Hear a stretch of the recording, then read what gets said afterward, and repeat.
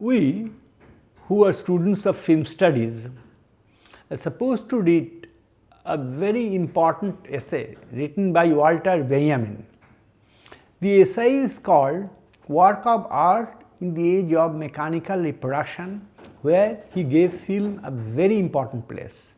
Now we can rephrase the essay. We can say work of art in the age of digital reproduction, and we can make film a central issue. Particularly if we review the last 2 years of pandemic situation, we will see that we have only digital platforms practically, because the auditoriums are closed. You have no way to see films outside on the screen and inside the auditoriums. So you are left with no other alternative but to remain confined within the walls of your Android mobile or your iPhone, and put it to the maximum. You can equate your computer with a large screen and you have everything there. But by everything, what do we mean? What is the benefit and what are the shortcomings of this quote unquote everything? You know, in 1948, 2 film essays were written, very important things. One in the Orient, in India, written by still unknown a person called Satyajit Ray. He wrote his first film essay in 1948. It was entitled What is Wrong with Indian Films? I will go to the content in a later phase, but before that I would say an interesting thing happened in France also. Alexandre Astruc, otherwise an avant-garde filmmaker and a very important cineaste, wrote an article, The Practice of the Avant-garde, the low camera stylo. We are concerned with low camera stylo. Stylo in French language means pen. He was all for the application of camera pen. What he was saying? Basically, both Satyajit Ray and Alexandre Astruc from 2 parts of the globe were arguing for the same cause, that cinema should be more easier to make and cinema should be allowed to say everything that it can say. That is why Astruc went so far as to assert that if Descartes remained alive, instead of writing his problem of method using a pen, he used a 16mm camera in 1948 reference and would film his theory. In the same way, Satyajit Ray was trying to develop a typical iconography of Indian cinema using pictorials. Now, let us come to the point. For making cinema, we had to make an elaborate arrangement, camera wise, studio wise, and light, sound and actor costumes. You had to fight for every component of mise-en-scene, and making montage, trying to discover meaning out of the different shots was a huge task editing wise. When digital thing came into practice, things became much easier. In fact, it became a one-man show with the development of the computer softwares and with the development of the camera. It became so user friendly that anybody and everybody on this planet became able to make a film. That has a danger and that has a benefit, both. Because benefit wise, you can make a direct assault on the production system and on distribution system. You no longer have to care with the big house metaphors. As an individual, you are enormously powerful with your digital manipulations. You are your own master. That is why we are noticing that a new kind of entertainment pattern has emerged in India and perhaps elsewhere, calling the web series. It has already replaced and offered a big threat to the ongoing mega serials and films. These web series are more friendly and deals with interiors, or you can name Panchayat and other things, but they have offered a new domesticated situation from which you can have a look of the outer, of the exterior. That has been made possible for the digital intervention in cinematicity. There is definitely a gain, another kind of branching out of our entertainment and pleasure pattern. That is a primary advantage, and you can talk everything. The way people love and share their grief, you can love and share that on the screen. Nobody is going to intervene. There is no rule book or blue book as to follow what is next and what is before. That is the whole benefit. Even Satyajit Ray, even John Ford had to convince an industrial system in order to make a proper movie, and he was not supposed to go through this ordeal. This is a great advantage. And secondly, the distribution system.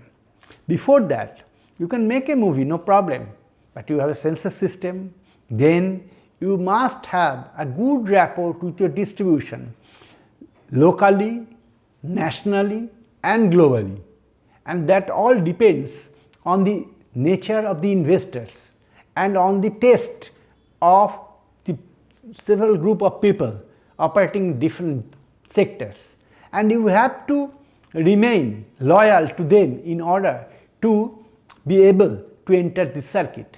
Now you have a position where you can make a film, you can put it to the OTT platform or any other platform, and anyone, you make a film in Kolkata, South Kolkata, and anyone from Oslo or Wellington can have a view of that.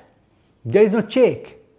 And if you can arrange a system with these OTT platforms, there is a huge possibility of getting your money back. And there are YouTube things and other things. You feel more free. You are liberated that way.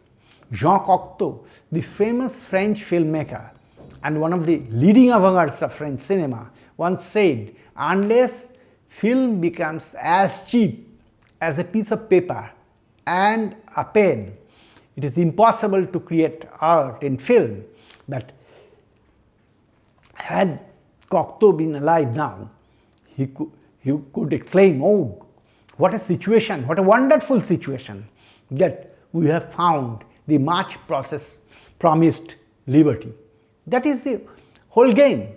And if you look at the digital things spread over the digital network and mobile and on television screen, you would find different people coming from different backgrounds and projecting their things, and you have enormous choices to look at them, to choose them. It is not that you have a guided tour every time, that you will have to look at Godard and you have to look at Truffaut or Francis Ford Coppola.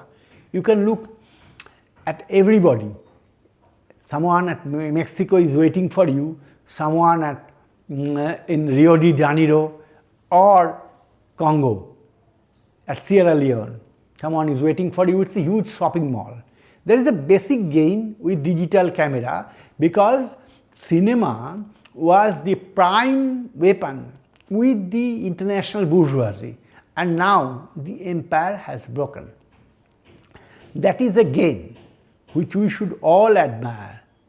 That is a gain which strips cinema out from unnecessary ornamentation and makes it simple, direct and friendly, good. But there is another huge obstacle, the cinema became as friendly and as cheap as anything. There is no check. Anybody and everybody can come and make something and say this is a film. This is a kind of situation which gained ground along with the birth of Nouvelle Vague in the late 50s in France. In order to fight television, Jean-Luc Godard and his now famous friends François Truffaut, Eric Roemer, Jacques Rivette or Jacques Daniel Valcro, they began to make films. They avoided the formal studios. They went to streets and had direct live camera action. They interfered with the conventional editing system by having jump cuts and other things which were wrong cuts. They were allowed. These faulty sentences were allowed in literary piece. That was the credit of Godard. Belmondo died just 2 days ago, and that is why I am reminded of the situation. And this situation produced huge possibilities along with new wave filmmakers in France, in Italy, even in India in the 70s. Satyajit Ray has a beautiful essay called An Indian New Wave ? He did not appreciate this kind of new wave move because it was, to him, it was not very fundamental change. It was a cosmetic change sort of thing. In any case, we are not going into that. But what we are saying that once Truffaut said the films will become like our diaries, like our own love letters, which we produce and we consume within our own circle. In the digital era, film has become our own love letters, which you can borrow and which you can share from any aspect. Samira Makhmalbaf, daughter of Iranian filmmaker Mohsen Makhmalbaf, almost gave us the same deliberation at the Cannes Film Festival that film has become free from the clutches of the guild of producers and monopolies. Right. And in countries like Iran, in countries like some other countries in Africa and elsewhere, dominated by huge establishment hurdles, you can produce film on your own, just smuggle it out like Jafar Panahi and get quick award and recognition from Cannes. The award is not much very important, that what we can do, that we can see Jafar Panahi regardless of the opinion of the government of Iran here in South Calcutta. It is not possible in formal cinematic idiom, but digital thing can make it, and they did it. You can make film on any aspect of life, on any scientific aspect, any technical aspect, any imagination, any dream, short film, new exposure. This is a huge point of openness where you can go on talking and talking and talking. Almost a similar situation like Hamlet, when Polonius asked the young prince, "What do you read, my lord?" And the answer was words, words, words. We can now say images, images and images, huge images, accumulated images. You can see different type of cultures trying to come to the forefront and trying to make friendship with you. There is no hurdle, there is no division among governments.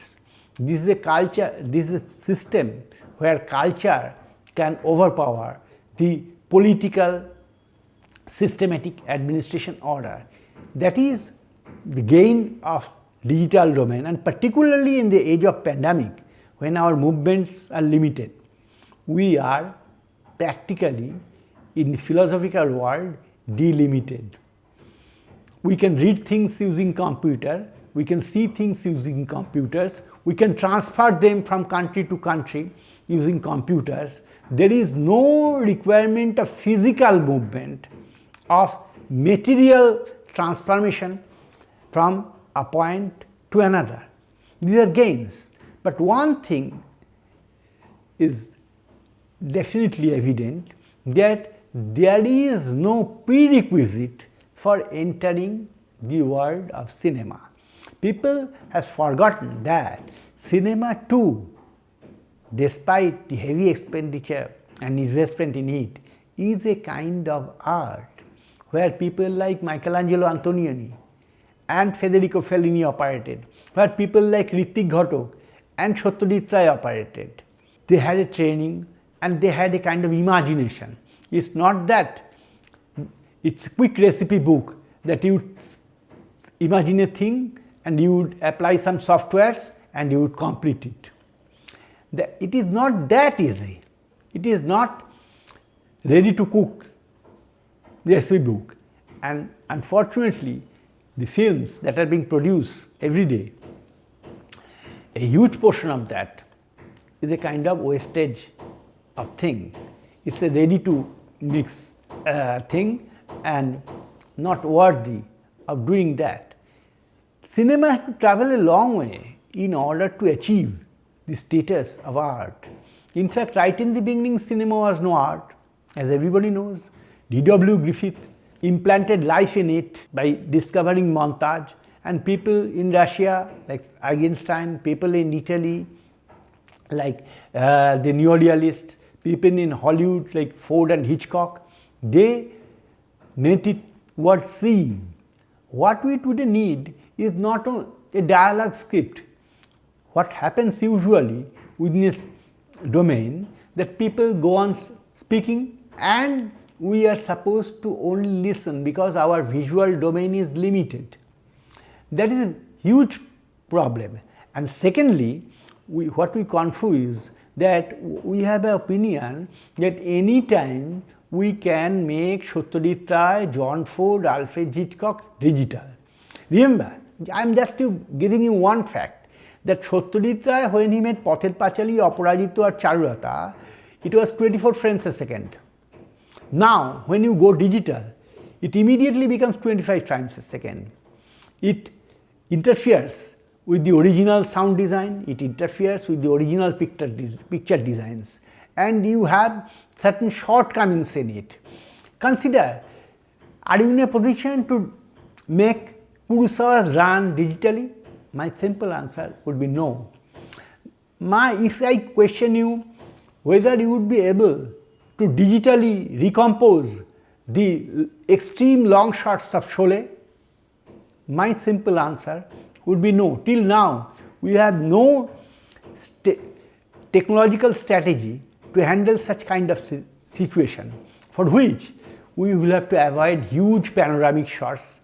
Either we will have to make CGI or animated imageries inside the laboratory. That is partially possible, not possible in the way Hollywood made Twister or Independence Day or some films like that. It is mainly familial thing. They are domesticated films, but gone are the days when you would imagine that you would arrange a huge tracking shot like Subarna Rekha, which was arranged by Ritwik Ghatak. These are certain things which should be underlined and emphasized, because people usually think when it is possible to make things cinematically in celluloid or using those cameras in other platforms, OTT platforms are almost the same. But remember, you may translate things, but translations have always its limitations. Poetry cannot be translated, the great poet said. You cannot translate Pather Pachali into a digital version. You cannot translate Psycho into digitally. You can have the narrative, but narrative is not all. The pictorial quality, the light density, the sound quality, full of noises, they are very important. Once, in a personal discussion with Kumar Sahani, the great student of Ritwik Ghatak and himself, a major filmmaker of Mumbai, we were discussing Indian cinema. Kumar Das said to me that, Sanjay, do you know what's the problem? It so happened that the other day I was in Hong Kong. Suddenly a group of American film students appeared there, and they chanced upon meeting me. They did not know me pretty well, but they came to know that I am an Indian filmmaker. So they asked me, what is the contribution of India in filmmaking? A peculiar question, a tricky question. I was taken aback, and then I said, I thought a while, and then I said, perhaps our contribution in sound. So they said, why, sir? Why do you think like that? I said, I am not thinking like that. My master, the great maestro Ritik Kumar Ghatak, told us in Pune that if you want to have pure sound, Mani, my friend Mani Kaul, referring to his friend Mani Kaul, Mani, you always find true noise. Unless you find noise, you won't find pure sound. And he demonstrated us, practically it, in a Pune liquor shop, when Asha Bhosle was playing, they were playing Asha Bhosle in a transistor radio, and he was trying to develop an Iman Kalyan out of that noise. He said, this is pure sound, and you find pure sound in the flute singing situation in Aparajito and other places. And we will have to understand that in every case it is not possible to film digitally. Say, of course, say the two film versions, internationally acclaimed film versions, Hamlet and King Lear by Kozhinetsev. In Hamlet you find Smoktunovsky, and in King Lear you find Yuri Zervet. These two actors and the landscape, the huge sound of storm and the background. Can you convince me that you are in a position to translate the landscape within the digital domain? No, my dear friend, it's not possible. Simply, till date, I don't know what would happen after 10 years. But I can assure you, right in 2021 or 2022, it is not possible. You don't have the magnificent outstretch of the mountains and rivers. The way I was telling you about the Ran in Kurosawa, the way I'm hell-bent upon trying to prove the last sequence of La Notte by Michelangelo Antonioni, the green grass field and a couple desperately trying to reinvent love, alas, within a failure. These are not possible in digital cinema till now. It's mainly a cinema of the dialogues. It's mainly a cinema of non-pictorials, because you have not yet developed to negotiate with the unfinished aspects of nature. What we can do? We can definitely consider the examples of Jafar Panahi, Mahsin Makmalbaf, and Majid Majidi and other filmmakers, because they work within a fundamental system where everything is not permitted, and they transferred their secret codes with some secret dialogues in digital media. The way Tamil cinema speaks about politics, I can recall how they played hide and seek game with the British censor system, that in a given cinema, a dialogue was very simple. Two characters were in a forest and they lost their path, and they said, which way to take? Somebody said, go to the north, and the hero said, no, the north is not the ideal way, we should go south. The Englishman failed to understand the nuances of the dialogue, that we being Indian, we understand that it's a basically North Indian, anti-North Indian sentiment, and it is a type of, it is an attempt to foreground the southern values, the beautification of the southern landscape. There you are, through digital medium, through your signature statements and very careful manipulation of sound, you can communicate, you can transfer something, but it is not expected that cinema would regain its glory of the pictorials.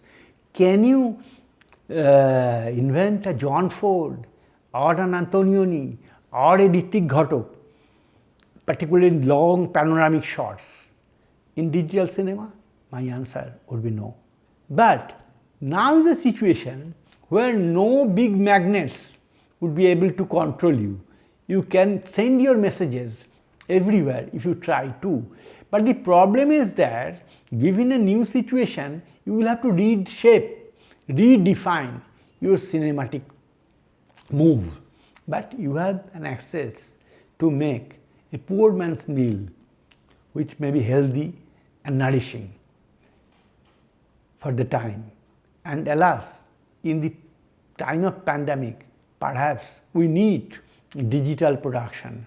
The lamentation for the celluloid era is not that required, neither it is desirable. We have entered into a new era and we will have to reshape ourselves for that, to welcome that. Let us try our hand in digital cinema.